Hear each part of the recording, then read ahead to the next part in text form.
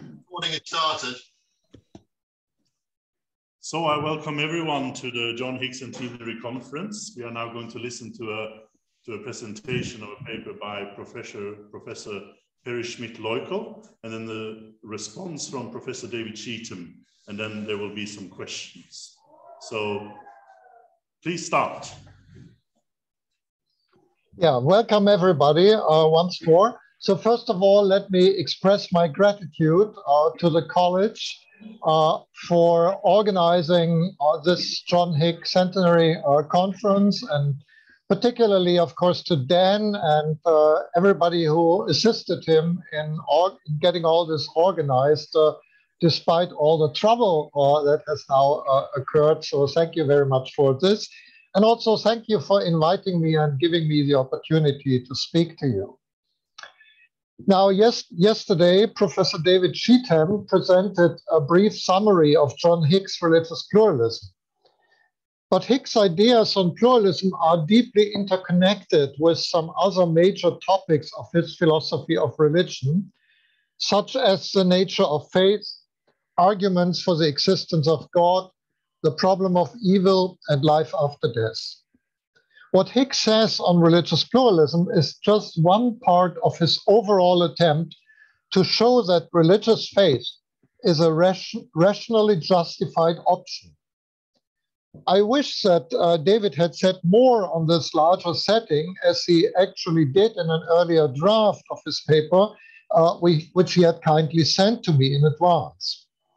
Now, David mentioned briefly that Hick's answers to the pressing and often uneasy questions in the philosophy of religion have become objects of severe criticism. But David was more reserved in unpacking and expounding his own critique of Hick. Yet I'm sure John Hick himself would have encouraged David not to withhold whatever objections he might have. For Hick considered himself a fallibilist.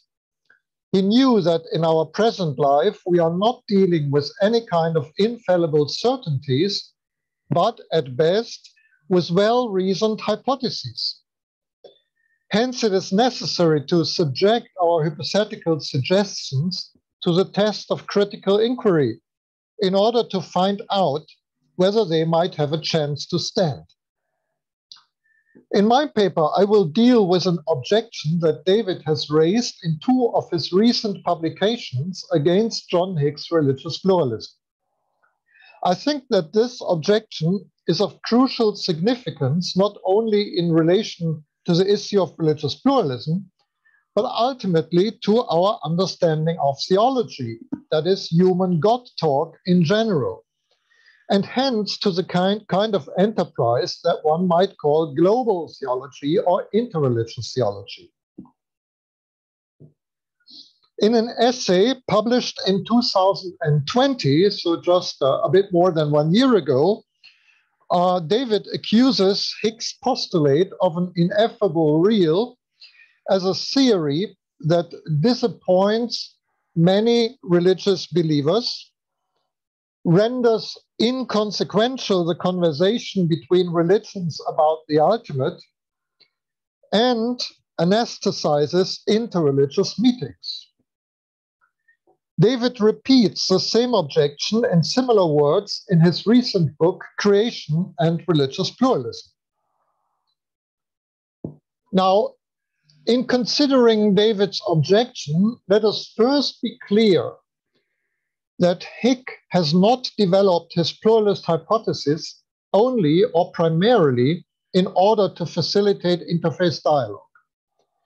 It is rather closely connected with David Hume's challenge to the reliability of religious experience.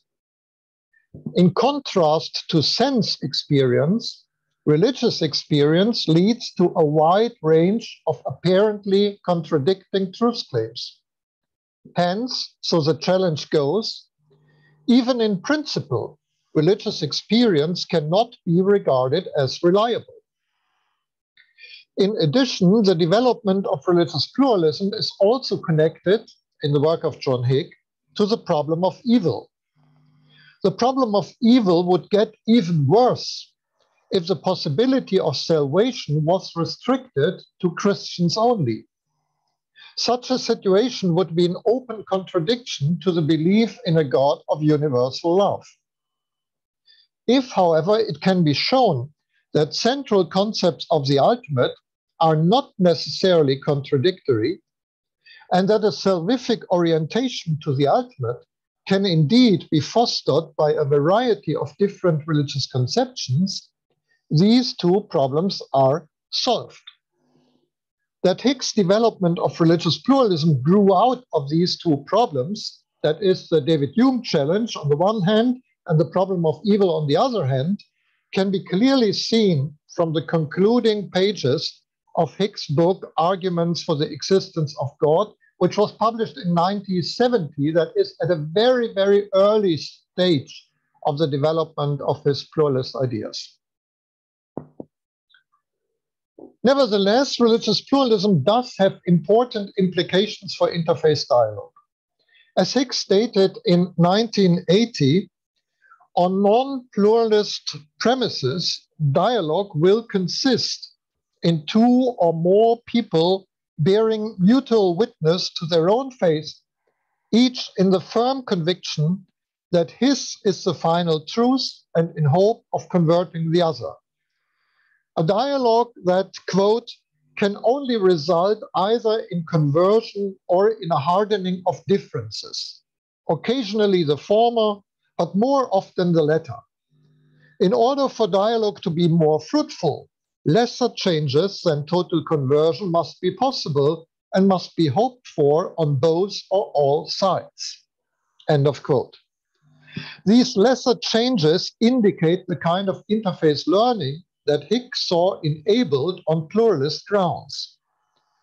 So even if fostering fruitful interfaith dialogue was not the primary reason behind Hick's pluralist hypothesis, it is a significant aspect. Is David then right in holding that Hick has at least missed this aim of his pluralist hypothesis? Let us look at the reasons on which David's critique is based. First, according to David, Hick's postulate of an ineffable real is disappointing to religious believers because it is allegedly a form of agnosticism. Second, Hick's postulate renders interreligious conversation inconsequential or fruitless because in dialogue we cannot usefully communicate anything about a reality that is transcategorial. Third, this recognition of the alleged fruitlessness of dialogue, coupled with, quote, the acknowledgement of the inadequacy of each other's religious beliefs, functions, quote, as an anesthetic for the actual meeting of religions.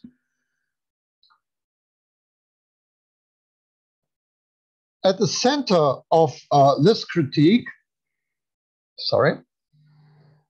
at the center of this critique is clearly Hick's claim of the transcategoriality and hence ineffability of the real, or more precisely, of the real as it is in itself.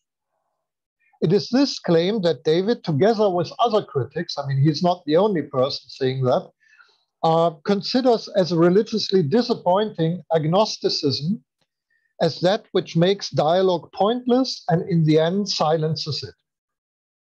In my response, I will first clarify in what sense Hick's postulate is and in what sense it is not a form of agnosticism. Second, I will suggest that Hick's hermeneutics solves a crucial problem in the religious understanding of religious language, and as a result, I will certainly argue that Hick's hermeneutics directs interfaith dialogue to a realm where it is fruitful and meaningful. The only kind of discourse on which Hick's view should, at least intentionally, have a moderating impact is the rather modern and by no means orthodox doctrinal hubris regarding the capacity of finite human minds to capture the infinite. So, first, agnosticism. Agnosticism may mean quite a number of different things. Let me pick out three possible meanings from among a much larger field.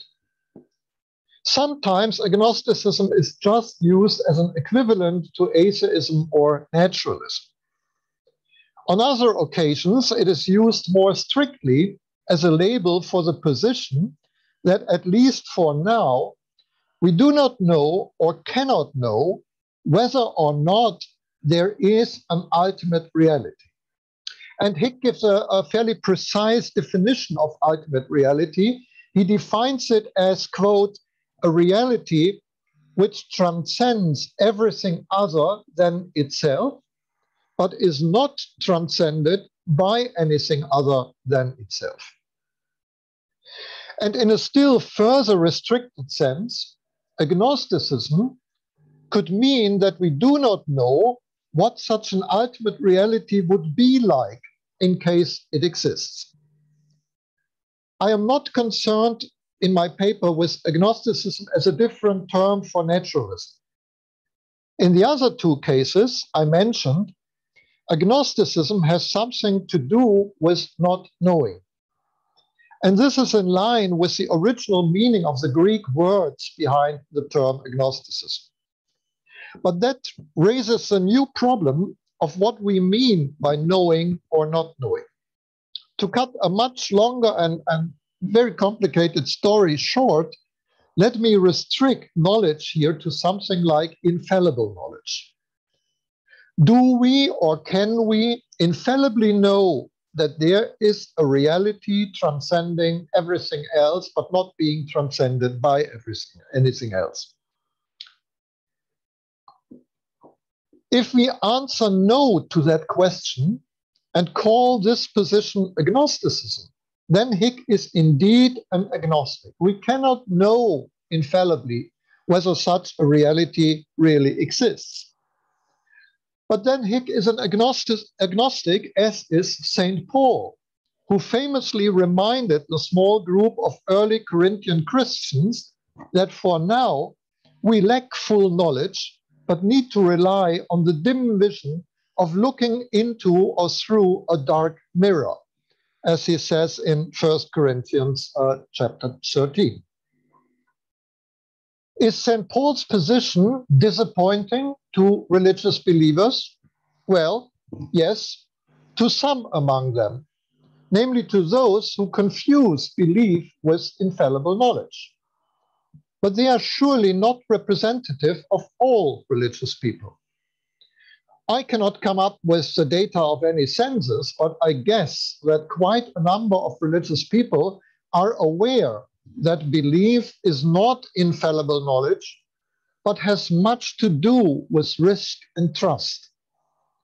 Clearly, many testimonies of faith within the major religious traditions give witness of this type of understanding. So Hick is surrounded by a cloud of witnesses in this sort of agnosticism. But apart from such good company, his stance is based on the philosophical conviction that we do not have any argument that would infallibly and coercively prove the existence of a transcendent reality, and that we also do not have any argument that would infallibly and coercively prove the opposite, that there is no transcendent reality. Our world can be consistently interpreted both from a non-religious and from a religious point of view. This is what Hick means by the ambiguity of the world. And this implies that the world is a space which equally permits reasonable trust and reasonable distrust in the existence of the ultimate, but it does not permit anything like infallible knowledge in that respect. Yet is Hick also agnostic when it comes to the further question of whether we might know what ultimate reality is like in case it exists? This question is far more difficult to answer. My guess is that Hick is not agnostic in this respect. When Hick repeatedly states that the real in itself is neither one or many, person or thing, substance or process, good or evil, purposive or non-purposive, and so on, he does not mean that the real is either one or many, person or thing, and so on. But what he means is that we can, and he does not mean that we cannot know which of these attributes properly apply and which not. So in that sense, Hick is not agnostic. This is not what he is going to say. Hick is quite clear about his claim that the real in its nature is infinitely rich in itself and cannot be expressed in our human concepts. So Hick is not agnostic in the sense of saying that we do not know whether the real is either personal or impersonal. He is rather convinced that the real, if it exists, is a reality that necessarily goes beyond those categories which apply to the limited reality confined to space and time. In that sense, he postulates that the real is transcategorial. So he is very firm about this, that its nature goes necessarily beyond what can be captured by finite categories. So how does Hick know that the real is transcategorial? Well, again, he does not claim to know this in the sense of infallible knowledge, but he takes his conviction to be in line with an overwhelmingly strong strand of thinking in all the major religious traditions, as well as with sound philosophical reasoning. Transcendent reality, if it exists, goes by definition beyond the limitations of empirical reality. Therefore, Hick calls it, quote, a natural and reasonable assumption for an ultimate that is limited in some mode would be limited by something other than itself, and this would entail its non-ultimacy. And with the assumption of the unlimitedness of God, Brahman, the Dharmakaya, goes the equally natural and reasonable assumption that the ultimate in its unlimitedness exceeds all positive characterizations in human thought and language, end of quote. From the perspective of the history of religions, I suggest that Hick is clearly right when he states that all serious religious thought affirms that the ultimate in its infinite divine reality is utterly beyond our comprehension. This is confirmed by a careful study that Holmes Rolston undertook in 1985, where he compared Augustine, Al-Ghazali, Shankara, and Nagarjuna. Rolston summarized their views about the ultimate with the words, "The comprehensive ultimate is almost analytically incomprehensible. Comprehended by it, we cannot comprehend it." According to Thomas Aquinas, quote, "Man reaches the highest point of his knowledge about God when he knows that he knows him not, inasmuch as he knows that that which is God transcends whatsoever he conceives of him." Yeah? So this is positive knowledge. It is not as in Socrates, we know that we don't know. No, what Aquinas is saying is we really get an idea of the nature of God when we understand that that nature is necessarily ineffable. So Aquinas means what he says. It is indeed highest knowledge to understand that God is a reality which necessarily transcends all our conceptions, or in other words, again from Aquinas, a reality that is transcategorial. This is something coming from Aquinas, because in his Latin words, he says, Deus non est in genera. and that can be translated as God is beyond categories. He does not fit into any of our logical categories. Similarly, Hick's affirmation of a divine transcategoriality is not presented as a form of agnosticism, but as a rather firm conclusion from the transcendent or infinite nature of the ultimate, in case it really exists.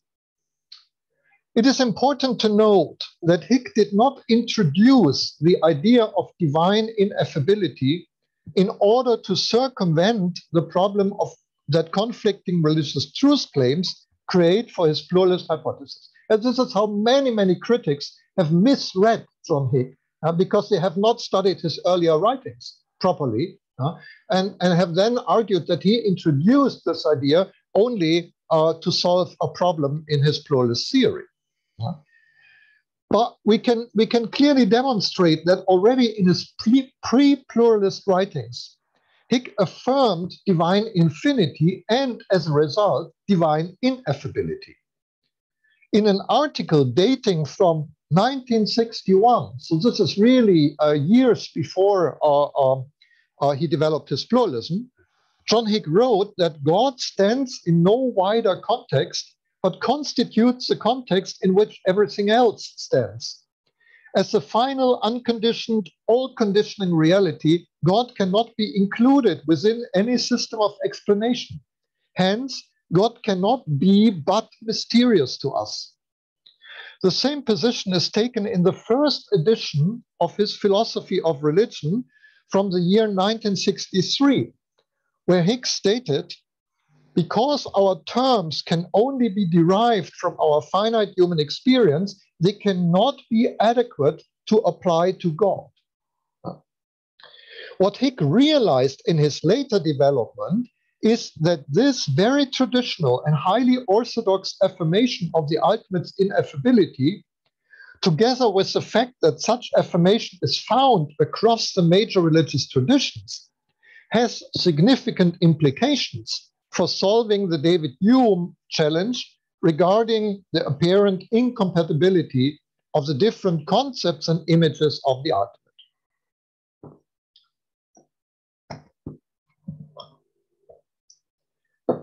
The fact that Hick affirmed divine ineffability long before the development of his pluralism also shows that this affirmation is not derived from any kind of uncritical reception of Kant's epistemological criticism, as some of his superficial critics proclaim.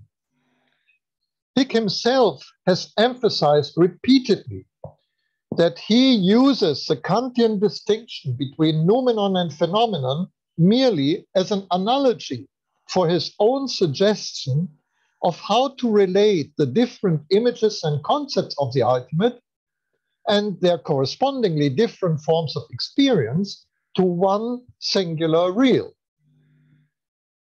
Moreover, this analogy works only under one important caveat, that is in one particular form of interpretation of Kant, namely, as Hick says, that the noumenal world exists independently of our perception of it, and the phenomenal world is that same world as it appears to our human consciousness.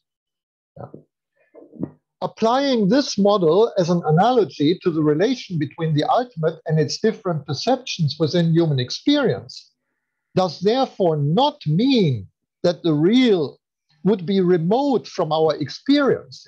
In the same way as in that interpretation of Kant, the noumenal world is not remote from our experience. It is that very same world which we experience. And so for Hick, it is the very same real that we experience.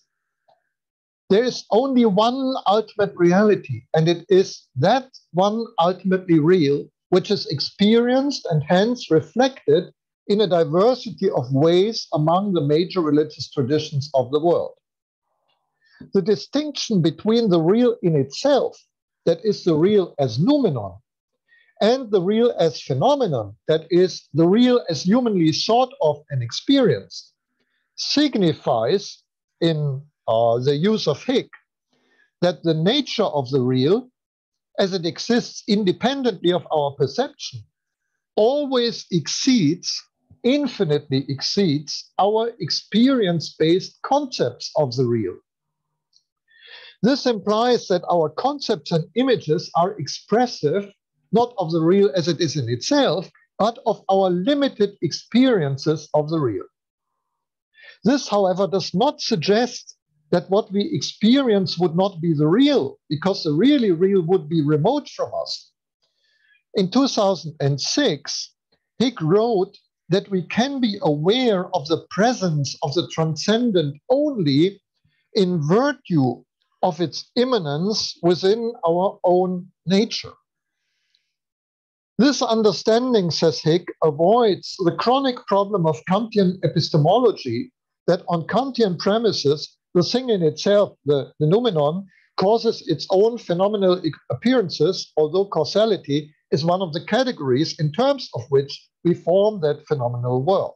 So Hick assumes that there is a kind of immediate presence of the real to our consciousness or in our consciousness, a kind of almost a kind of self-awareness, which is does not undergo a kind of causally process in the same way as Kant imagined the relationship between a thing in itself and human sense perception. Thus, according to Hick, the real is not remote from human experience, as David mistakenly assumes when he writes, quote, that Hick's quasi-Kantian limitations place the real out of reach in a noumenal, end of quote. On the contrary, for Hick, the real is nearer to us than our jugular vein, to borrow the famous phrase from the Quran.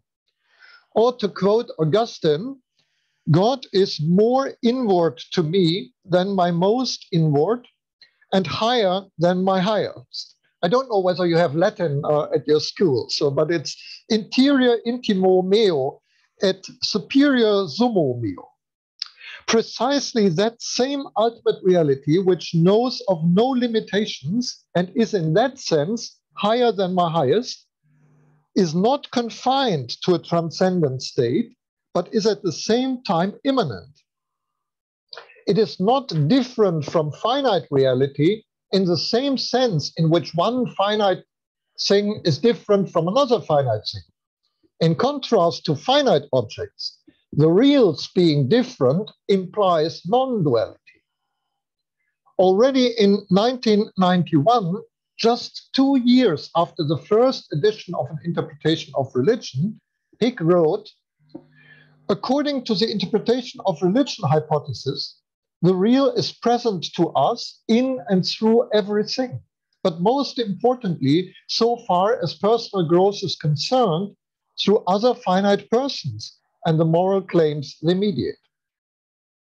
David's demand for a theory in which, quote, the real becomes a living, experienced reality rather than a formal upper story postulate has long been fully satisfied in Hick's own considerations. From here, let me now just take a closer look at Hick's hermeneutics of religious language or human God talk.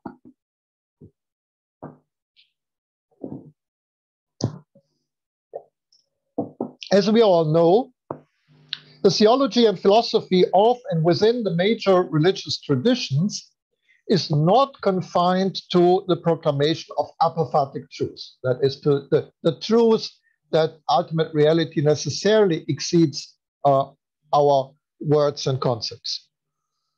The big question is how the religion's true affirmation of the ultimate's ineffability can be reconciled with the many cataphatic statements, the positive statements, which also abound in the religions.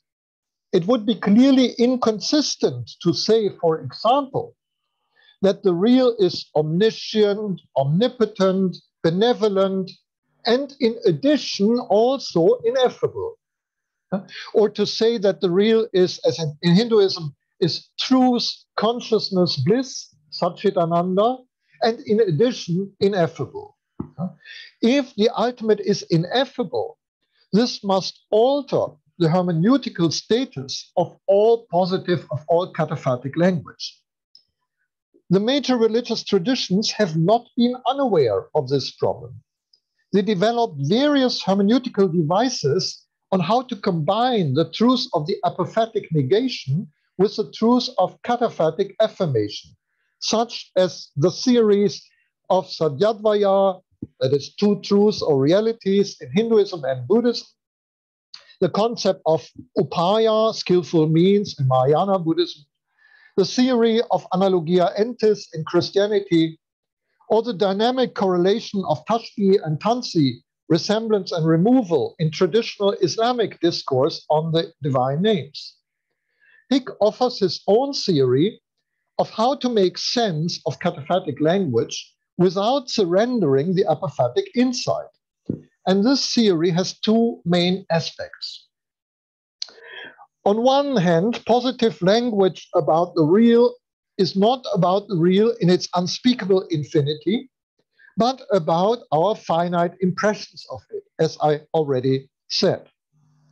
The personae and impersonae of the real, as he calls them, so the personal representations of the real as deities, and the impersonal representations of the real as some kind of absolute or abstract, in abstract categories. These personae and impersonae are contingent and developing phenomena, as Hick observes, within the history of religions. And in these personae and impersonae, which change in the course of time, genuine human experiences of the real are comprised. So these personae and impersonae are not different expressions of the same experience, as some other critics have misunderstood Hick, but they are different expressions of different forms of experiences of the same ultimate reality. That's a very important point. Yeah? It's not different expressions of the same experience of the ultimate. But for Hick, these are different expressions of different experiences, but different experiences with the same ultimate reality. The answer to the David Hume challenge consists in relating the different truth claims not to the ineffable ultimate, but to the effable human experiences of the ultimate. From that perspective, they are not necessarily conflicting because they are, as Hick writes, about different manifestations of the real. On the other hand, positive language about the real is not merely expressive of, but also conducive to genuine experience. This understanding has something to do with Hick's concept of meaning. According to Hick, any concept, he's not talking only about religious concepts, but any concept, even in our ordinary day-by-day experience, any concept in general is adequate if it captures the nature of the referent such that a certain behavior or practical disposition in relation to this referent is appropriate. For example, when we see an apple and we think this is an apple, that means that we are in the disposition that we can eat that bit, which we call an apple, and that it is healthy and tasty to eat it, and so on. And if we see a piece of soap, for example, which is colored and shaped like an apple, and we think, oh, this is an apple, and then we take it and give it a bite, so we will immediately see that we were in the wrong disposition to it. And so Hick is not a Platonist in the sense that our concepts would capture any kind of spiritual essences of the material things. He has a pragmatist concept of meaning, pragmatic theory of meaning, in the sense that the meaning of our concepts consists in guiding us to be in the right relationship to that specific item. So Hick writes, we can accordingly define meaning as the perceived or misperceived character of an object or situation, such that to perceive it as having that character is to be in a distinctive dispositional state in relation to it. It is this pragmatic theory of meaning that Hick employs in order to make sense of the cataphatic talk about the ultimate. Conceptualizing the real by one of its authentic manifestations is to be in a correct and distinctive dispositional state in relation to it. The language which literally or analogically applies to the genuine manifestations of the real in human experience is, according to Hick, mythologically true in relation to the infinite real in itself, because such language has the potential to put us into the right disposition towards the real. Quote, "The truth of a myth is a practical truthfulness. A true myth is one which rightly relates us to a reality about which we cannot speak in non-mythological terms. True religious myths are those that evoke in us attitudes and modes of behavior which are appropriate to our situation in relation to the real." End of quote. One may doubt whether the term mythological, perhaps inspired by the German theologian Rudolf Bultmann, was a good choice. Perhaps it would have been wise to change it to metaphorical, as Hick himself did when he switched from speaking about the myth of God incarnate to the metaphor of God incarnate. Other alternatives could have been Tillich's designation of all God talk as symbolical, and Hick himself in one place acknowledges the proximity of his hermeneutics to that of Paul Tillich. Or he could have used Karl Rahner's characterization of God talk, all God talk, as mystagogical, something leading us to the mystery. But terminology aside, Hick's point is that all cataphatic language about the real does not apply in any literal or analogical sense to the real as it is in its transcategorial infinite nature, but it does apply to the real as it is in relation to us, that is, to human beings in their specific existential and culturally conditioned situations. This kind of hermeneutics opens up ample space for meaningful dialogue and interreligious learning. So obviously, some critics assume that interfaith dialogue would be meaningful or fruitful only if it leads to some new or better conceptual insight into the nature of ultimate reality. To mention just one recent example, John Tattamanil, in a publication from 2020, complains that, quote, and you will see that here on the PowerPoint on the slide, on a Hickian account, dialogue with other traditions does not lead to more knowledge about ultimate reality. The trouble is that if religious traditions don't have access to ultimate reality, if the other has no genuine knowledge of ultimate reality, then what do I stand to learn from other traditions? End of quote. My guess is that a similar assumption lies also behind David's accusation that Hick's hypothesis renders dialogue inconsequential. Now, Tattamanil wrongly presupposes that, according to Hick, religious traditions have no genuine knowledge of ultimate reality. In contrast, as I tried to show, Hick confirms that they do have genuine knowledge of the ultimate, namely the knowledge or insight that transcendent reality necessarily transcends all conceptual categories, because otherwise it would not be truly ultimate or transcendent. As Catherine Cornell has recently argued, the recognition of substantial similarities or commonalities between religions can count as a crucial result of interfaith learning, and it is likely to lead to an intensification or amplification of the meaning and truth in one's own tradition. Such common affirmation and reciprocal recognition of insight between religions can be the starting point to any further going learning processes. But what if such common affirmation concerns the transcategoriality of the real? Does that mean that the cataphatic descriptions of the real, as we find them in the religions, are reflective only of our human nature? That is, Or are they, at least to some extent, also reflective of the real in its transcendent nature, that is, of the real in itself? Hick has consistently denied the latter, because this would clearly contradict the truth of the religion's apophatic insight and would undermine the affirmation of the real's transcendent nature. But from this, it does not follow that cataphatic talk is only about human nature, especially if we consider Hick's view that religious experience is possible in virtue of the real's immanence within our own nature. According to Hick, cataphatic language is in the end about the experiential interface between the ultimate and the human. In this realm, we are dealing with genuine and significant knowledge. Of course, with the caveat that such knowledge is not infallible.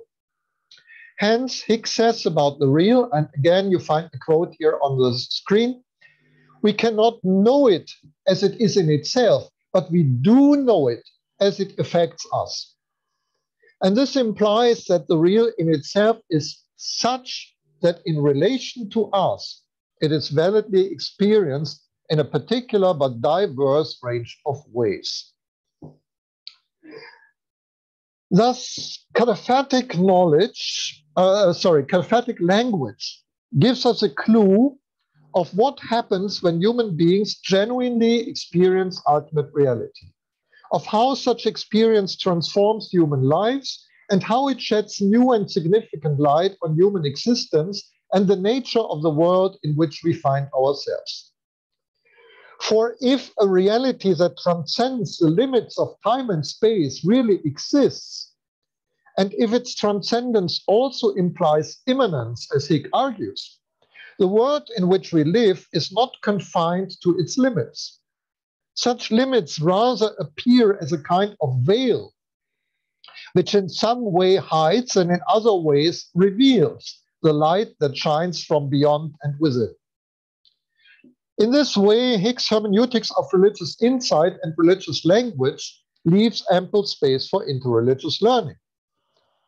One exciting result of such learning may be the discovery that the typological differences between the major religious traditions reappear in some modified ways within each of these traditions.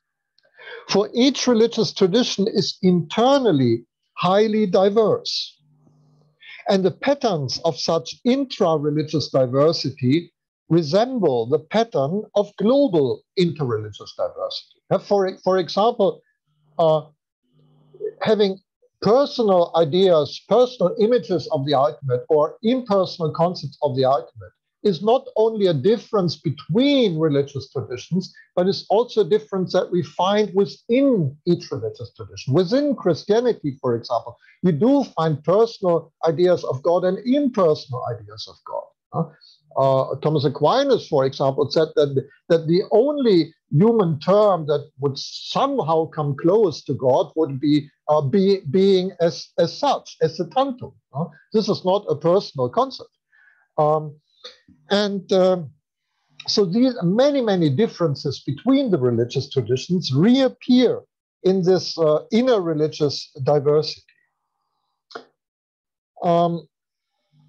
So something similar can be observed in relation to conceptions regarding world-affirming or world-renouncing spiritualities, or conceptions regarding self-help and other help in the process of salvation, or the expectation of the eschatological end in terms of losing oneself in the ocean of the ultimate, or finding oneself in a perfected supernatural community, to mention just a few. All these kind of differences do not only apply in the description of the differences between religious traditions, but also to the intra-religious diversity.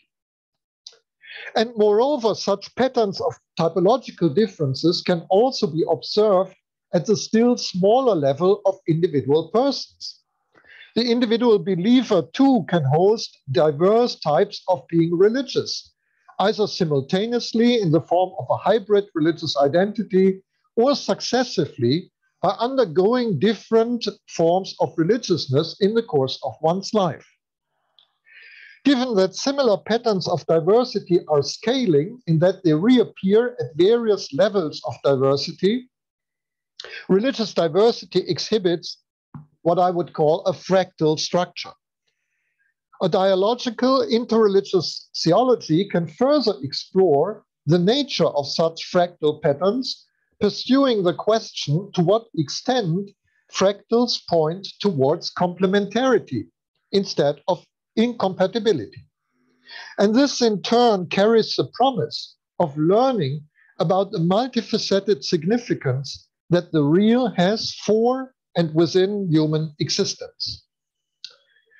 Yet it also needs to be stated quite clearly and frankly that the modern and by no means traditional idea that our finite human concepts would be fit to capture the infinite and provide an accurate description of the real in its transcendent nature is misguided and misleading. For, as Augustine once said, if you comprehend it, it is not God. Si in him comprehendis non est Deus. Or as it was taught about more than 8 centuries earlier in the Kena Upanishad, it is not understood by those who say they understand it. It is understood by those who say they understand it not. And let me now conclude my paper with a final quotation. Human beings have named it with different voices in different languages of different nations. Yet his name is unique, highest, infinite, ineffable, and unknown. Now guess, this is not a quotation from John Hick's book, God Has Many Names. It is a quotation of Nicholas of Cusa, a highly orthodox Roman Catholic theologian of the 16th century. So my question to David, does all this leave religious people unsatisfied? I don't think so, if we speak about the more traditionally minded religious believers instead of the post-Enlightenment rationalist-oriented, usually evangelically minded religious believers. Thanks for your attention.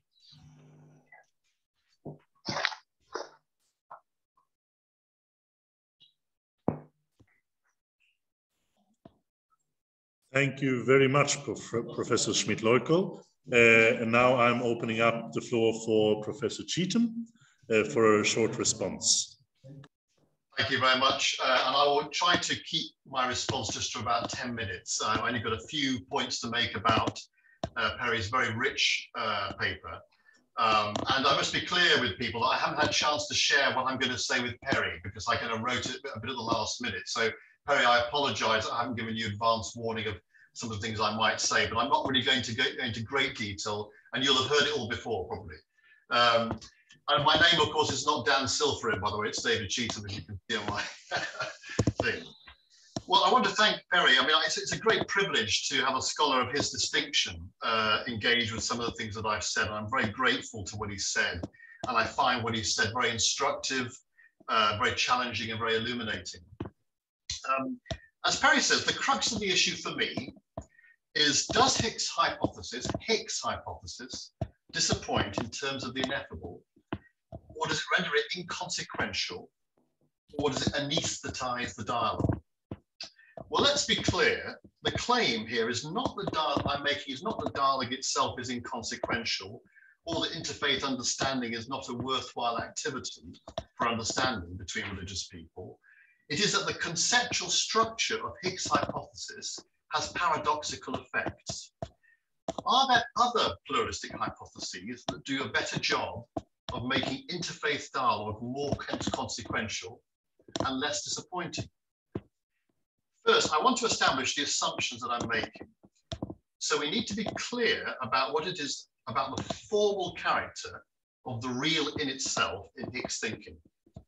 And despite the parables that one might, or parallels, sorry, that one might be tempted to draw between the noumenal postulate of Hick's pluralistic hypothesis and the mystical statements of figures like Pseudo-Dionysius or Aquinas, there is an important difference, I think.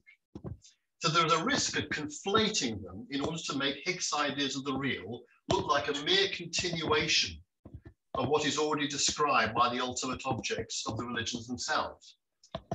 In doing so, Perry's own readings of these figures, in particular in his discussion of the cataphatic statements, end up overstressing the unknowability according to those accounts. In other words, an unbalanced apophaticism. Obviously, religions do acknowledge the ineffability of the divine alongside their cataphaticism, because they are seeing the via negativa and I suppose the via affirmativa together. Augustine did say, of course, if you comprehend it, it's not God. Yes, but he also writes, the reason of his being named the word of the Father is that the Father has made him known. The most hidden Father is made known to the worthy minds by his Son. And Aquinas said, God is not absolutely unknowable, and yet it is true that we cannot define him adequately. Now, Aquinas' statement seems to look as if it supports Hick's view, but this is not the same, I would say, as the relation between the phenomenal and the noumenal in Hick's system. So if we take Buddhism, the inexpressible glimpse of nirvana experienced by an enlightened Buddhist monk is an example of an experience that seems inexpressible and fulfilled. But Hick is clear that even in the profoundest unitive mysticism, the mind operates still with culturally specific concepts, and that which is experienced is accordingly a manifestation of the real rather than the postulated real in itself. So let's consider a few positioning statements by Hick. Sorry, David. Yes, could you just fold down the microphone on your headset? Do you see on the side of your headset you have a microphone? Oh dear. So you haven't heard anything? Yeah, we have, but it just keeps bouncing in the microphone. So there's a long microphone part of your headset. Yes, can you hear me clearer now? No, so do you see the earphone that you have like on the side there? And then there is a thing that goes up on your head. And that yes, that's the microphone stuck over my head. Okay, there you are. That's an example of the real on siege for you there. Okay, I'm very so you've probably missed everything I've just said. Have you heard what I said earlier, Dan? Yes, we have. It was just a bit bouncy. That's all. Okay, that would be the back of my head then. Okay, well, where am I? So let's consider a few positioning statements by Hick. And these are brought out well in the defenses that he makes against his critics. So a rather familiar one, maybe over-familiar criticism, is that Gavin da Costa accuses John Hick of being a kind of Enlightenment tradition. He's saying his pluralism is a product of modern Western rationalism. Now, Hick replies that he says that religious commitments and his religious pluralism are not the same kind of thing. He's not doing a new tradition. Instead, they are of a different logical kind. One is a self-committing affirmation of faith, and the other is a philosophical hypothesis. So pluralism, he says, and I quote, is not another historical religion making an exclusive religious claim, but a meta-theory about the relation between the historical religions. Its logical status as a second-order philosophical theory or hypothesis is different in kind from that of the first-order religious creed or gospel. Now, when Hick says that the real in itself, as Perry quotes, is neither one or many, person or thing, substance or process, good or evil, purposive or non-purposive, this is a formal statement about the noumenal and its relationship to the phenomenal. It is not a mystical statement because it refers to the unexperienced ground or formal postulate of Hick's hypothesis. Now, Perry is right, of course, that Hick's hypothesis is not agnostic, but it seems that this is only really in terms of formal references, not substantive claims. And so strongly ineffable is Hick's view of the noumenal real that we are only permitted to speak about it in logical predicates rather than substantive ones. So predicates like being good, having knowledge, being powerful, and if I may say so, being closer to my jugular vein than myself, do not apply to the noumenal real. while purely logical properties, i.e. there is such a thing, it is, do. So this boils down to Hick allowing us only to use formal logic, P's and Q's, which means it remains something on paper effectively. Hick's real becomes no more than a formal regulative concept, a second order idea. Thus, however infinitely rich in itself the transcategorial real is said to be, it cannot tell us anything substantive about the real, that statement. In fact, I'm unsure, if I may say so, that if Hick should really be using such statements to refer to his noumenal real, unless one is attempting to say something like, it's not as cold as it sounds, and warm up the real in itself with concepts like rich, or associated terms like full, or complete, or fulfilling, or abundant. These are, unfortunately, phenomenal experiences. Only formal but not substantive statements are permitted. So is Hick overstepping his own injunction? And I also wonder if Perry is trying to advocate a more modest doctrine of ineffability than the one that Hick permits. So Hick says, none of the concrete descriptions that apply within the realm of the human experience can apply literally to the unexperienced ground of that realm. So if the connection between the noumenal and the phenomenal are as intimate as Perry portrays, why does Hick go to such efforts to draw these distinctions?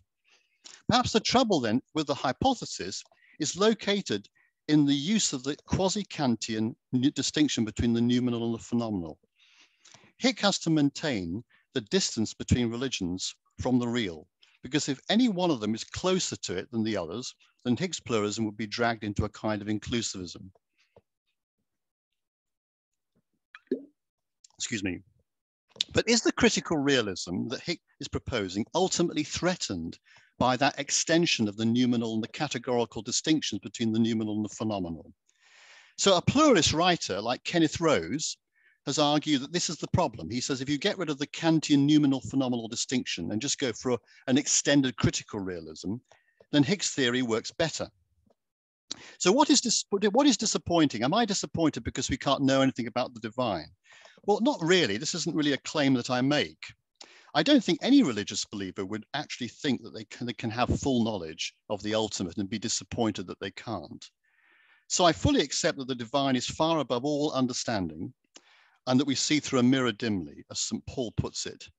That is to say, we see things through a veil. But again, this is not the same as the relation between the noumenal and the phenomenal. Hick is not surrounded by that particular cloud of witnesses. The horizon of Paul's statement was the grace of the revelation of God, who indeed dwells in inaccessible glory. But of course, Paul goes on to argue with the Areopagus in chapter 17 of the book of Acts to tell them about the unknown God. And he says, I'll tell you more about that unknown God. The disappointment there, what am I disappointed about? Well, it's something like what George Mavrodis said, is that what Hick is trying to do, his strategy is talk about the God above the gods. And I would say that it's naturally instinctive for most religions to actually feel disappointed because they actually want to reach this ultimate. It's part of a kind of a philosophical as well as a religious impulse to get to the deepest possible account. Another thinker like John Schellenberg, for example, who is sympathetic to Hick's pluralism, but doesn't like this idea of the real, says that, well, there's a sense that all philosophers and religions seek to get to the deepest possible explanation. So the disappointment maybe is located in the fact that Hick's strategy is to be so transcategorial as to say that anything I say at the phenomenal level cannot apply to the real at all. So in terms that have consequences for Hick's pluralism for dialogue, Perry mentions that lesser changes that mutually future dialogue brings about. Is Hick's pluralism a significant aspect of us making changes to our religions as we engage in dialogue? Does what Catherine Cornell says, as Perry quotes, does that work within Hick's system? Is the stress on the equal validity of religions, the equal authenticity of religions, and yet the complete unknowability of the real coherent at all? What makes them equally authentic or equally valid if we add it to the injunction, it's completely unknowable? This combination is presented as a formal postulate, which taken together is potentially empty of meaning and reference. This also means that that hypothesis like Hick doesn't lead us anywhere. Can I walk towards this hand in hand with other religions towards the real? Well, of course, the concept of towards or away from is a phenomenal idea. So the question is, what do I get closer to by my dialogue? If we compare it then to what I've been suggesting is to the ultimism proposed by philosophers like John Schellenberg, who maintains that the proper goal of philosophy is to pursue the ultimate point, this could be understood as a shared goal or quest. Religions evolve, but this cannot be the case regarding the real, I would argue, because of its formal function in Hick's Kantian system, which places it categorically beyond reach. It is not the end of a journey, because there is no journey towards the real in itself. In terms of agnosticism, well, Peter Byrne is another pluralist writer who comes up with a different kind of pluralism. He says that the skepticism implied by Hick's distinction between the noumenal, phenomenal, transcendent is too severe. So Byrne regards Hick's transcategorial as too absolute. And so he proposes a critical realism that regards religious claims as aspects or partial perspectives on the divine. So religious claims are actually are causally linked, but partially to the real. So religions, Peter Byrne says, should be seen as limited, partial, and somehow cumulative attempts to put humankind in touch with the transcendent. So traditions are overlapping with one another. Religious people can pool their insights. And in this way, Byrne argues that our beliefs refer to the noumenal real, however partially. And Byrne thinks that this is a way of preserving the cognitivity or the realism that he thinks is stretched beyond understanding by Hick's ideas. So in Byrne's view, this makes other religions and practices far more real and visible because they might have a referential value and can be complemented and expanded.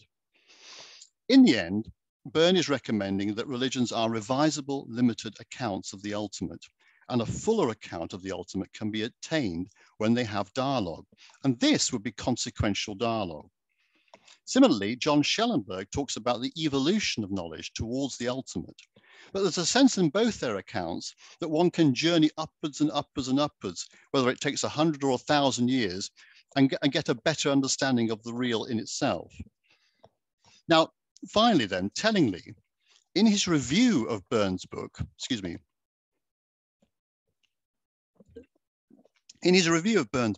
Hick notes that his ideas, Peter Byrne's ideas, will probably not get much mileage with the religions because religions make claims to final truth. And what Peter Byrne is saying is that religions should see themselves as having partial truth. So defending his own version of pluralism, Hick says, might not be the better option to leave them genuinely as different objects of worship or foci for meditation. Now, what is the dynamic, I suppose, is my question that's proposed by this. What am I expected to do with that? Is Hick encouraging me to speak with others about what I believe, or should I just stay where I am? It doesn't seem to me that there's any dynamic proposed by a hypothesis that says that every particular religion in its entirety is speaking somehow truthfully about the noumenal. If my religion was speaking partially about the noumenal, that I could genuinely talk in a realistic way with my fellow religious people with, then the conversation would be consequential. I would have a conversation that would complement and build and expand upon what we know about the divine. But I suppose my point really is simply that, is that the noumenal phenomenal distinction is the extension, as it were, of that difference between the real in itself and the real as it's experienced, that really nullifies what the conversation is meant to be all about. And if I say, well, I know I'm going to abandon Christianity and I'm going to say I'm going to instead read out this particular creed, and I take it as a creedal form, if I can just find it again. If I say, I believe in the real, neither one or many, person or thing, substance or process, good or evil, purposive or non-purposive. If I confess that, Hick's hypothesis has to say I am no closer to the real by saying that. You know, the movement to the pluralistic viewpoint itself doesn't get me closer to the real. Why? Because the real is beyond all categories. So I can never know whether I'm moving towards it or away from it. Whereas if I took another kind of, if I took away the noumenal phenomenal distinction, then you could argue that there was a kind of a critical realism going on, but somehow that my commentary about the noumenal made some kind of difference to how the real might be conceived in its literal way. So that's a bit of a response. Whether I'm sure that Perry has a lot to fire back at me, but that's roughly what I would say in response to what he said, to his excellent review.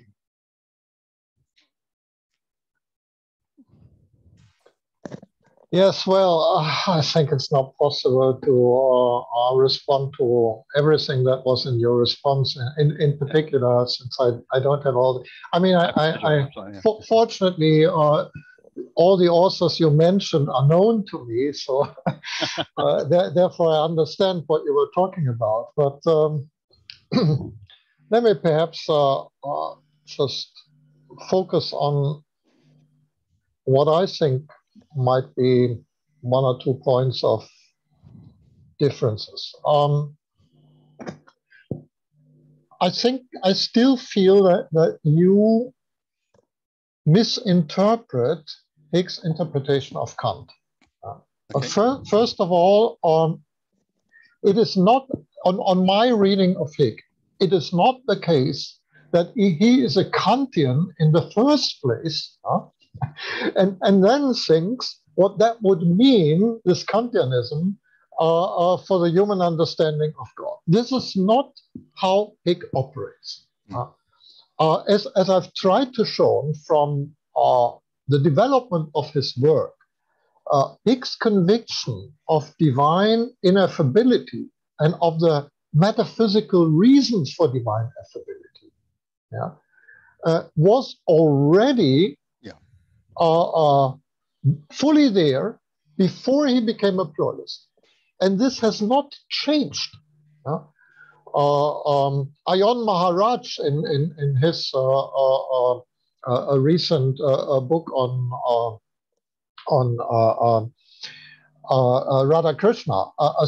Ramakrishna, and in his critique of Hick, I think he even had to. He accuses Hick of this kind of Kantianism, and then he said Hick should have remained faithful to his earlier metaphysical argumentation. But even he had to admit that Hick never gave up this kind of metaphysical line of reason. And the point is that critics like you and others, they don't take it seriously that Hicks says again and again and again that he is taking the phenomenon-noumenon distinction of Kant just as an analogy. You are not taking that seriously. And that changes a lot if you take Hick by his own words. Second, I don't understand what you mean, Perry. Sorry, about the taking it. He places a great deal of emphasis upon developing Kant's distinction. He doesn't just stick with the critical realism of saying that, well, what we say about the real can't be literally applied to the real. But on top of that, he uses this noumenal phenomenal distinction because he wants to avoid, as far as I understand it, if I might be right about this, the way in which you might say that religions have a partial view of the divine. Because, of course, he says, well, that doesn't really work. You have to say each of the ultimates have to refer to the... Sure. But in order to allow religions to have a fuller integrity, he therefore is forced to make this noumenal phenomenal distinction whereby things get more and more transcategorial. And that's that. I suppose the point is simply this, is that how does that affect dialogue in terms of making it consequential? How does it anesthetize the meeting of religions and saying, well, the differences can't really be understood, so to speak, and the conversations don't build anything further or can't be said to be towards something, because this distinction that he's used Kant for seems to put the noumenal real beyond any kind of description at all. And you kind of say, well, he was just using that as analogy. I don't buy that, I'm afraid. He is using, as I read him, he is using Kant, first of all, in order to avoid a kind of naive realism. That we simply take our concepts of reality as fully identical with reality as it is. He says he wants to emphasize that whatever we say about reality reflects a specific human approach mediated by the human senses and by our culture-bound concepts and maybe inbuilt categories of the human mind and so on and so forth. So just to emphasize that kind of distinction between a reality that can always be and presumably is always broader than what we perceive of it. Yeah. And you're absolutely correct to say but that. Let me make up my point. But then the analogy starts where he first of all says, well, Kant denies that there can be anything like a direct experience of God. And he says in that point, he diverges from Kant strongly. And then he says in the case of God experience, the problem is that the noumenon, that is the object of our perceptions, is infinite due to on metaphysical grounds. And that means that our finite concepts can never, ever capture the infinite. I mean, this is Calvin. Hick was by education, he was a Reformed theologian. And that the finite is incapable of capturing the infinite is one of Calvin's principles. And this is what Hick emphasizes. And then the question is, so what is then the meaning of these positive concepts? And his simple answer, Hick's simple, but I would say valid answer is they do not capture the infinite nature of God. Also not a little bit, because what is a little bit of infinite? Half of infinite is still infinite, as we know. They relate to human God experience. And this also explains why all these images and ideas about the divine change over the centuries, which is an undeniable fact of religious history. So I think this is a rather ingenious conception of hermeneutics. And then the question whether that nevertheless gives us an understanding of the real is clearly answered by Hick. Yes, it gives us an understanding of the real as it is in relation to us. But this is all we can say, but this is more than enough. And claiming that we could say more than this is either on Hick's views just simply false, or, and this is where his speculations about formal predications and so comes in, or leads necessarily to a kind of paradox form of language. Because Hick does say a number of substantive things about the real. For example, Hick says that the real is the metaphysical ground of cosmic optimism. You address cosmic optimism as something that Hick states in all the major religious traditions, and says this is only justified on the assumption that there is such a reality which transcends the limits of time and space. Without such a reality, cosmic optimism would not be justified. But then let me just jump in, because I mean, where does he get the cosmic optimism from? Because the real from the religions. Well, okay, you see, there's always that kind of. There's always a switch going on between the ultimate as is in itself, which is neither good or evil, purposive or non-purposive, personal thing. And we seem to kind of oscillate very easily between what the religions say, what is the collective majority view, and how does that reflect rightly about the divine. And it seems that Hick is, and he acknowledges this, I know, he commits himself to a kind of a circularity in defining what is it that makes, I mean, ultimately, cosmic optimism is founded upon the idea of hope. And hope is a substantive predicate of the real. Exactly. I mean, my point would be simply something like this. If you got rid of that categorical distinction and you tried to say that you, even if you went for an evolutionary view, whereby you saw a gradual building up of evolutionary knowledge in religion, take that as a particular model, at least that would make sense of a more critically realist view, to say that our ideas are not naive, but they do have a definite reference point. Whereas it seems to me that what Hick is trying to do very admirably is to encompass so much of the totality of an individual religious tradition and not say it's partial, that he ends up becoming rather obscurantist. And he himself has to resort to formal categories of reference to the real. There is such a thing, but he cannot say that it's love or purposive or cosmically optimistic. So what are you left with? You're left with just talking about P's and Q's in the end. And what can you use? How can that be an inspiration for a general convergence of religions and religious pluralism? Well, it's what you say is not how I read Hick, because Hick says that the real in relation to us is benign. If you read his answer to Paul Eddy's critique, who had the same kind of critical argument, he makes that very clear, that our positive statements do have a referent, and this referent is the real in relation to us.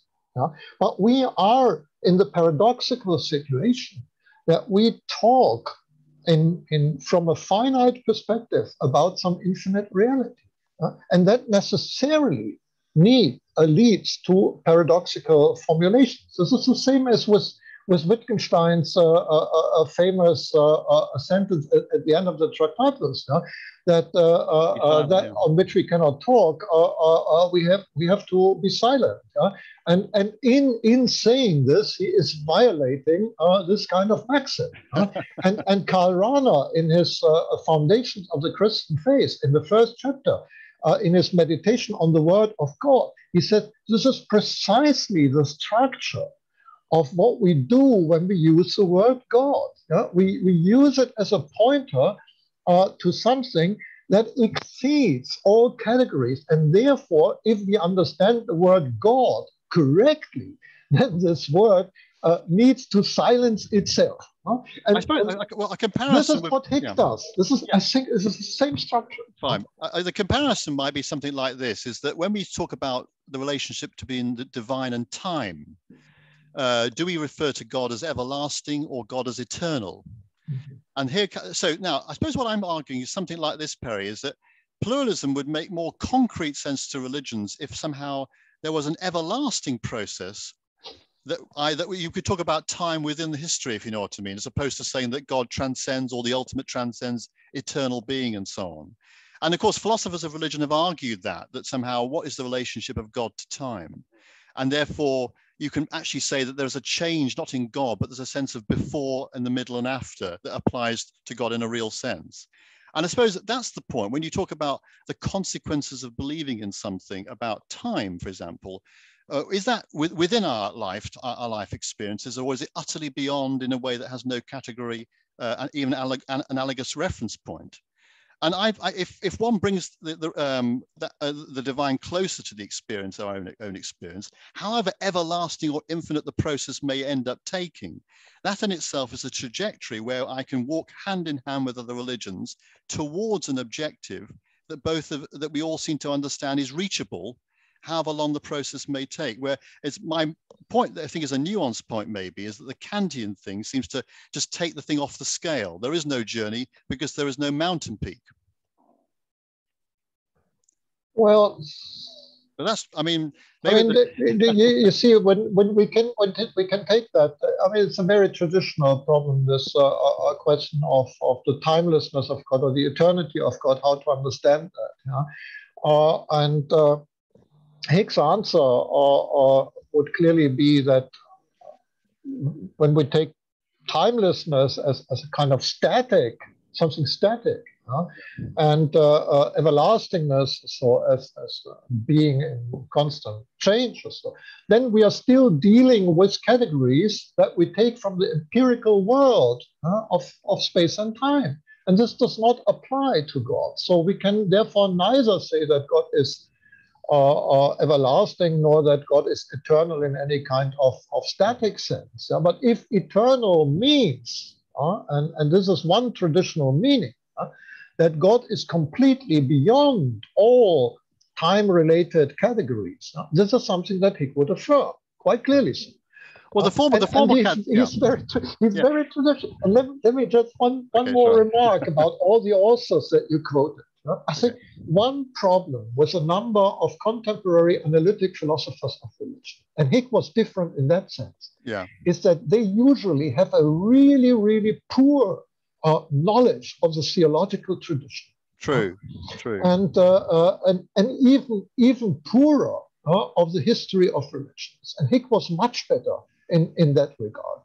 And therefore, they mistake, they don't realize how much Hick is in line with traditional religious thinking. But he himself has brought up that point again and again and again, and I think he's completely justified in this. I remember they were asking John Hick what he would prefer to be referred to, and he said he was a philosopher.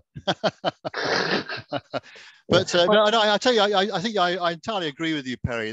But I think that I think that Hick was perfectly acquainted with proper philosophical critique and wanted to put his hypothesis on a philosophical playing field that was absolutely rigorous and analytically sustainable. Sure. And that's what I admire so much about what he did. And increasingly, as I try to explore the pluralism myself and what direction I might take in trying to formulate some kind of viewpoint that's more coherent, I wonder whether, you see, there's a nice. What do you think about this, Perry? There's an idea within John Hick's ideas of religion as experiencing as. Well, in some ways, and what he says is that our knowledge of things is by a proximity to things, a knowledge by presence rather than absence, that we can become acquainted with the way the world is. And I wondered if there is such a thing as religious pluralism as experiencing as.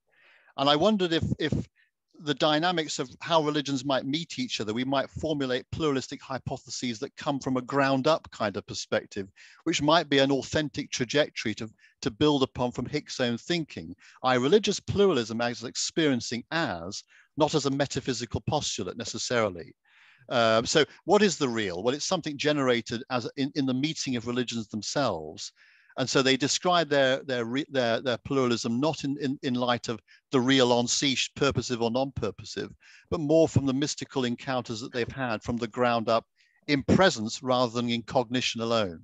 But this is what Hick does. I mean, when you read the short summaries of his pluralist thesis, for example, this article, "A Philosophy of Religious Pluralism," that is reprinted in Problems of Religious Pluralism, and in many other places, he always says when he introduces the idea of the real, he always says we find in all the major religious traditions in different forms the distinction in one way or the other of the ultimate as it is experienced and thought of by human beings, and then the ultimate in its infinitely exceeding nature. And he takes that as the essential starting point. If that would, hypothetically, if that would not be given in the religions, this distinction, Hick would have no point for his hypothesis. And I think he would not have supported it. He starts from what we get in the religious traditions. And that is different from a number of analytic philosophers, Plantinga, so he doesn't really care what we find in the religions. He cares about what he finds in his own mind and in logic, which is okay. But this is not how Hick operates. And he also, in an interpretation of religion, when you carefully read the first pages and the very last pages, despite all his talk that this is a kind of non-confessional religious interpretation, he says, in the end, the important thing is that the religions can make that their own view. And he says he trusts that they can do that because it's already there in their own theological and philosophical. Well, it is within their own traditions to say that they have a metaphysical postulate that's ineffable.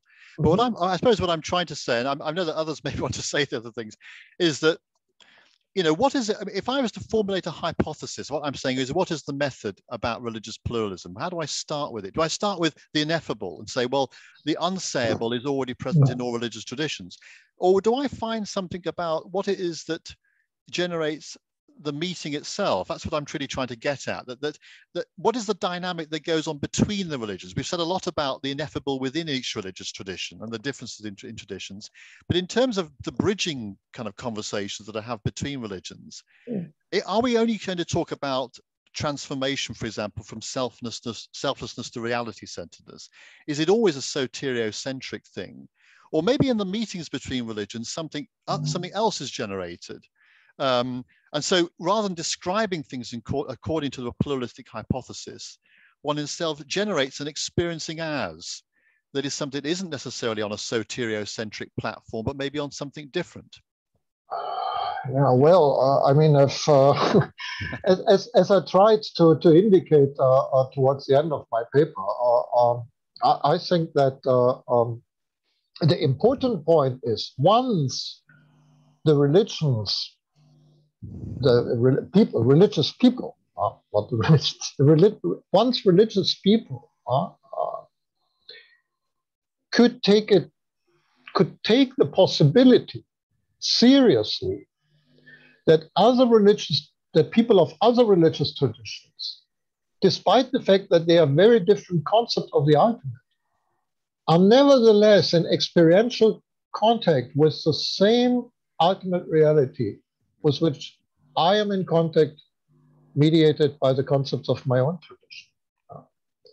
That gives a very fruitful basis for mutual understanding and mutual learning. This is what John Hick has in mind. And this is the platform, of course, the starting point for this learning is that all religions are true, as he says in your draft of your presentation. You pointed out to this new book. I forgot the name of the author, also evangelical Christian, Hick and the Universe of Faith. Chris Sinkinson, right. And he reprints an interview that Hick gave, I think it was a BBC interview at the end of his book or so, in the very last year of his life or so, where also the author accused Hick of, you'd say that all religions are wrong, and Hick spontaneously replied, no, I'm saying they are all right. That is the point. They are all right, they are all true in their traditional knowledge that the transcendent is necessarily ineffable. But this should give them a new starting point of rereading their effable statements and trying to make sense of that. So Hick's intention, as I see him, is not to downgrade these cataphatic language and to say, oh, let us leave that behind, and then we should all remain silent, and that's it. Well, he is saying, no, we need to make sense of these positive statements in the realm of human experience without violating the apophatic insight behind this. Gentlemen, I'm a little bit conscious of time here. So sorry. I was wondering whether anyone else was in the room. I mean, we have lost a couple because of other activities at the school. Yeah, I apologize. They are still here. Do we have any questions online or here in the room? Just raise your hand and I will try to sort of be your medium to the... If you're online, just take the word. Sharda has a question. This is to David. I remember reading that John Hick saying in one of his books, when he was asked whether he could speak about religious pluralism without Kant, he said it's possible to do so, quoting Thomas Aquinas. Okay, well, he needs to tell the rest of us then. The point I'm making is that John Hick himself had said his critics have overinterpreted or misinterpreted. And why is it that his critics are not why is it that critics are not engaging with Hick's critique of those critics? Yeah, I'll leave that statement to. I didn't get all the statements, Sharda, sorry, but I don't know if you want to repeat it again or just leave it as your statement. That's fine. But this is an important point. I mean, that I think it was Sharada, right?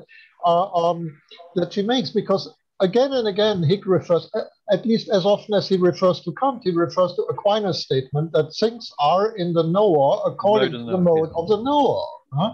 And this is the only point that he's interested in order to make sense of the difference between our human finite impressions of the real and the real in its infinite reality.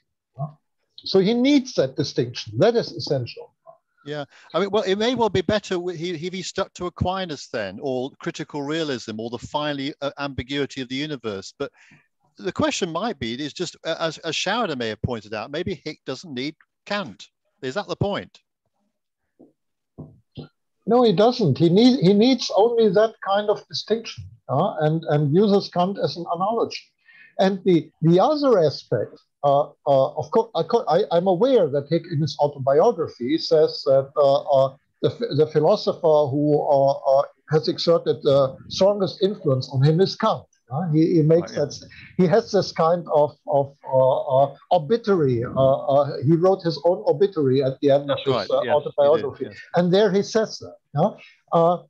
But this is rather concerns his, I think, his general epistemology, and not so much the relationship between the concepts of the ultimate and the real. But in his general epistemology, I've always wondered whether he is not actually more influenced by Wittgenstein than by Kant, because this pragmatic dimension, that a concept is correct if it gets us in the right disposition towards the object. That is difficult to find in Kant, but it's very obvious in Wittgenstein. So anyway, yeah, maybe others have things to say too. Yeah, I think Tim had a question, and then Chris as well. Yes. Yeah, Chris and I have been having a flashback listening to you guys talk to when we took courses from John on this and had similar debates. And I think that, you know, in a way, you two gentlemen are arguing about one sentence in a way. I think John is maybe guilty of explaining in all of 2 pages in the middle of his book, An Interpretation of Religion, how what he's doing with Kant is really just analogous to Kant, and he distances himself from Kant a little bit. But then the rest of the book, he keeps on saying the real an sich versus the real as experience again and again and again and again and again. And if you didn't really remember these 2 pages, which is pages 242 and 243, then he really feels like a Kantian, but he does heavily disclaimerize it. And I'm just going to read one sentence from that. It's right after he goes over the noumenal phenomenal distinction in Kant for the very first time and explains that he wants to bring it into service for his project. Then he writes this sentence, analogously. So it starts with the word analogously. Analogously, I want to say that the noumenal real is experienced and thought by different human mentalities, forming and formed by different religious traditions, as the range of gods and absolutes, with the phenomenology of which the phenomenology of religion reports. Possibly a little allusion to the Wittgensteinian experiencing as there, with the word as has a lot of weight in it in that sentence. And then he goes on in the next paragraph to say that Hick does not buy into the Kantian architectonic. That's what drove Kant to this distinction, but that's not what drives Hick to adopt this distinction. Instead, Hick says that we can get this just from, quote, elementary reflection upon our experience. And he talks about then he goes on to where he talks about experiencing a table in front of you as a solid, unmoving block of wood, when really you remember your physics class teaching you that it's a bunch of subatomic particles in mostly space, and so on and so forth. And then finally, he points out that Kant has to postulate God's existence, but according to Kant, it is actually experienced, but is experienced as things.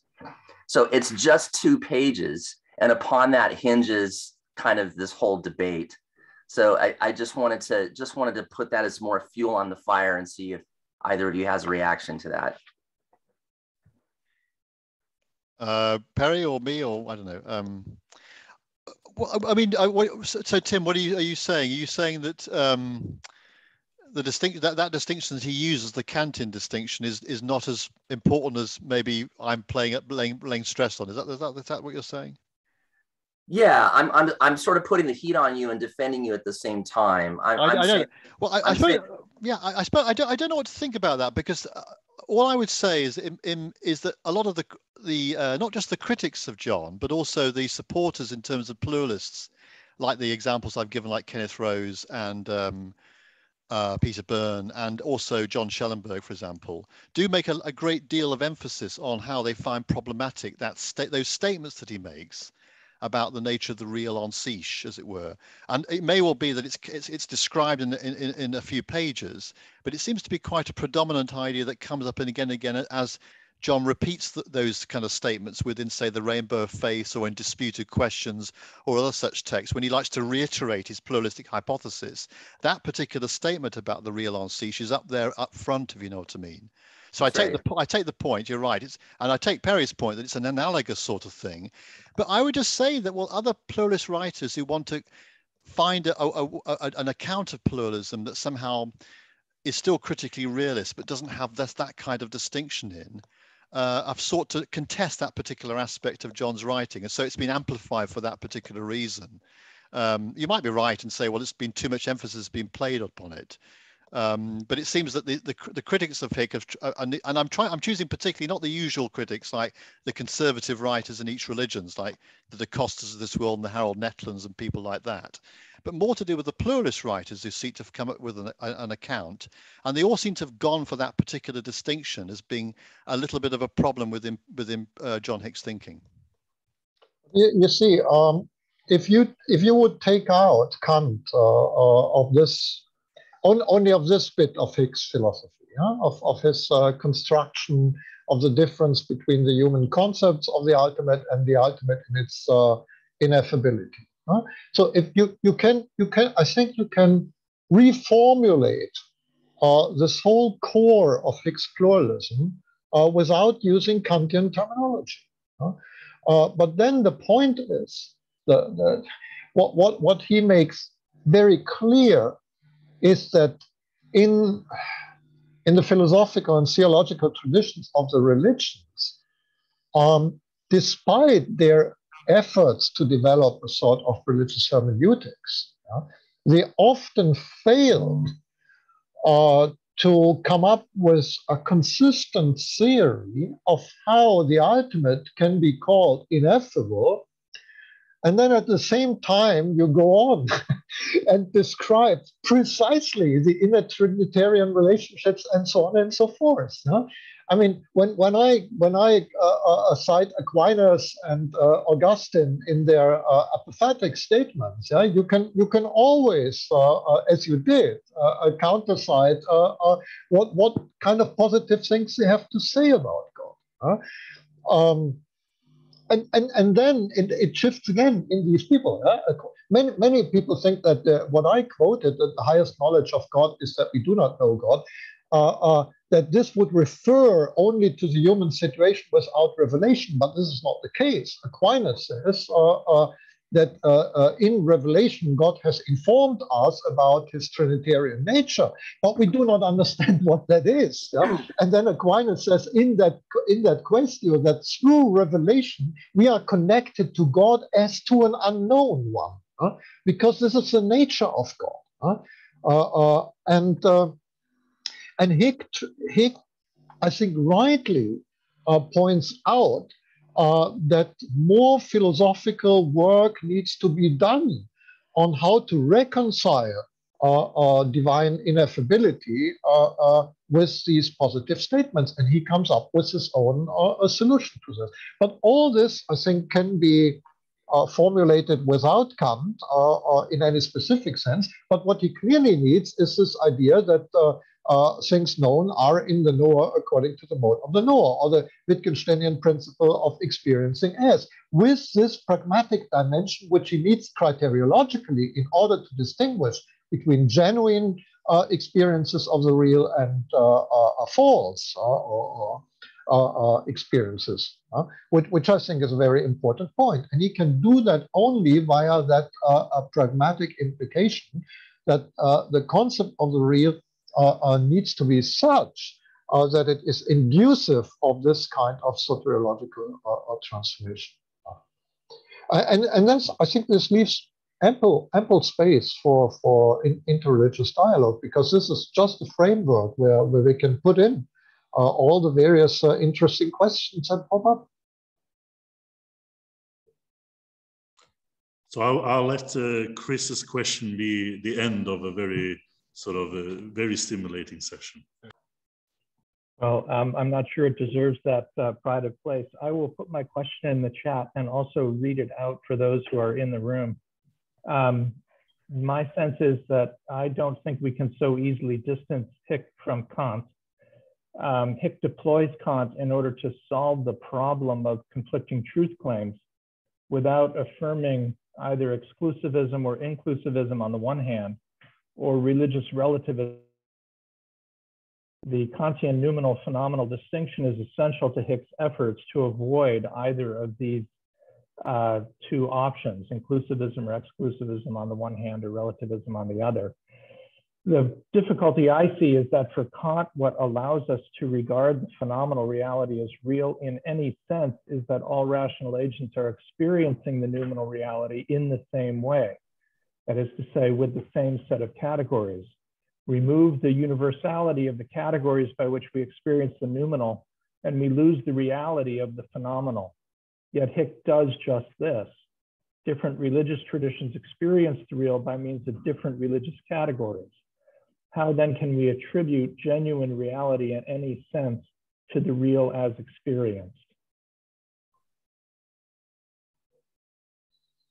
I think that's one for you, Perry. Well, yeah, thanks for this question, and I think this was one of the also one of the objections forwarded by Paul Eddy when he accused Hick of hyper-Kantianism, because for Kant the categories are, as you said, universal; they are inbuilt into the human mind, while Hick is talking about cultural or conditioned categories. They're not necessarily universals for Hick. And he might have been wrong at that point. I'm not sure. But as I tried to indicate at the end of my paper, I think that these different categories that play a role in the religion's conceptualization of the real actually do reappear in each culture. This is what I mean by the fractal structure. And how do we explain that? Hick did not look into this problem, because he used them just to discriminate between whatever, or Eastern religions and theistic religions. But he knew, of course, that in Hinduism, for example, we have theistic forms of Hinduism and non-theistic forms of Hinduism. Of course, he was not fully unaware of this, but he did not reflect on what it means that these different categories, which he interprets as contingent categories, as culture-bound categories, what would it mean if we can show that these categories, categorical differences, reappear within each culture? And I think this, there are two basic approaches to further reflect on this, and one does come from the cognitive science of religion, who assumes that this re-emergence of these same kind of categories in different religious traditions has something to do with a cognitive apparatus of the human mind. And then, of course, there's still transcendental philosophy, as we got it already in Rudolf Otto, who argued that these different religious categories are not actually culture dependent, but they are also inbuilt into the transcendental structure of the human mind, and that the cultural impact is probably limited to issues of emphasis and of materialization of these concepts.